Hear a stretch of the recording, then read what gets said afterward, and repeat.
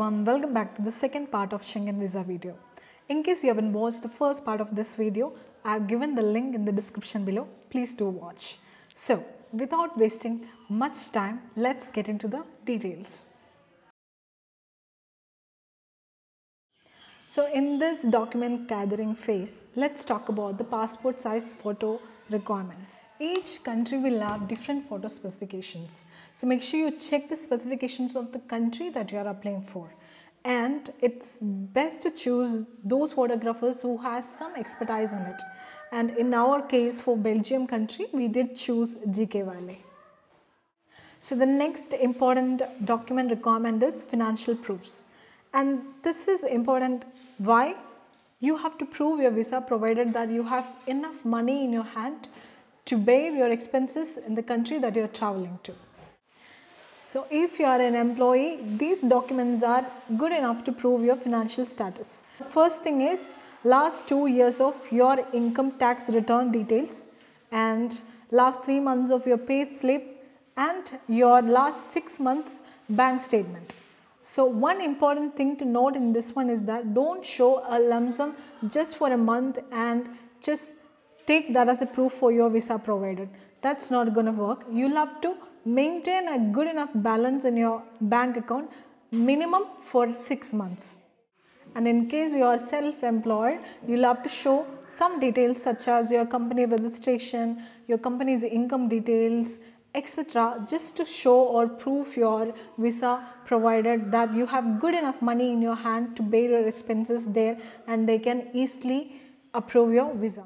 So the next thing is your travel insurance, and for this one you need to have minimum of 30,000 euros of insurance coverage, and there are a number of online insurance providers such as Bajaj Allianz and Tata, or when you visit the VFS center you can also enroll for the insurance from there as well, and this will cost you some $1,000 or something. Okay guys, now let's talk about the no objection certificate or employment letter from your employer. So this is just a letter stating that your company or your manager does not have any objection on your travel on the specified date. You'll have to get it signed from your company or the respective manager and submit to the VFS center. And yes, it starts with filling up your details and from when you're employed in your current company and your salary details, and also the approved date of your travel, etc. So the same sample I'm going to attach in the description below, so you can use it as a reference. Now let's talk about the COVID vaccination certificates. When we had our trip in mid of 2022, this was a mandatory document to submit showing that you have had your 2 doses of COVID vaccination. This was must at that point of time. Now it doesn't look like it is mandatory, but it should be an add-on if you have that certificate handy. So now we are going to talk about an important document, I must say the heart of our visa application, that is the cover letter that you'll have to submit for your visa application.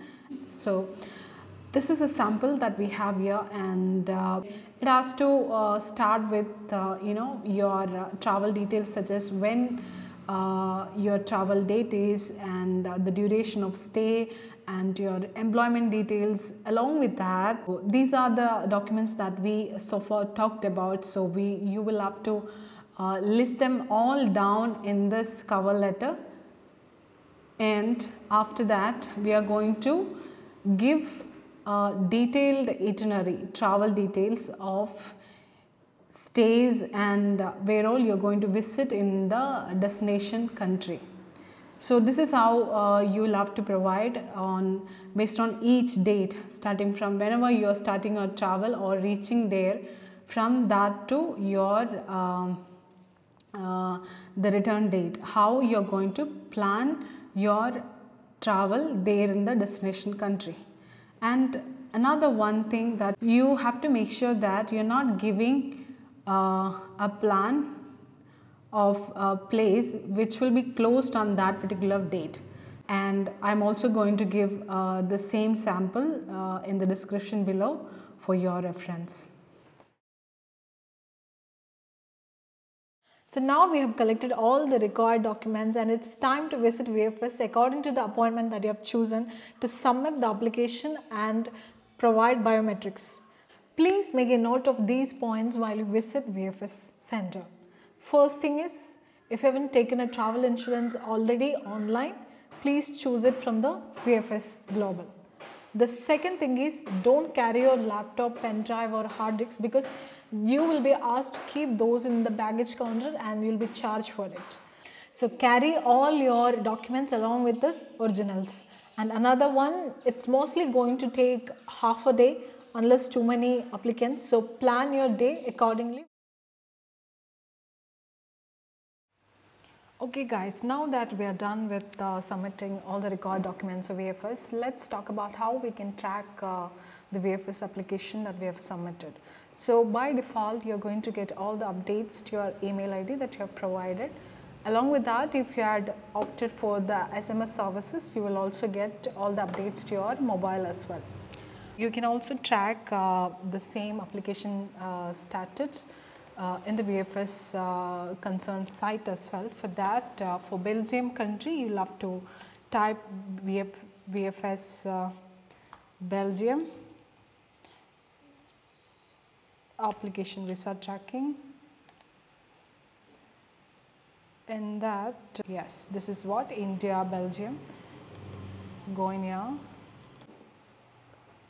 Over here, click on this track your application and click on this one. You would have already got a reference number from VFS, so provide the reference number and the last name and along with that the required details, and you will also get all the latest updates on your application in this site as well. So I strongly believe you'll be in a great position to receive your visa if you have taken care of all these points that we have discussed till now. And if you have got any clarifications or queries, please drop us a message in the comment section. We'll try to answer all of them as soon as possible. And see you in the next video.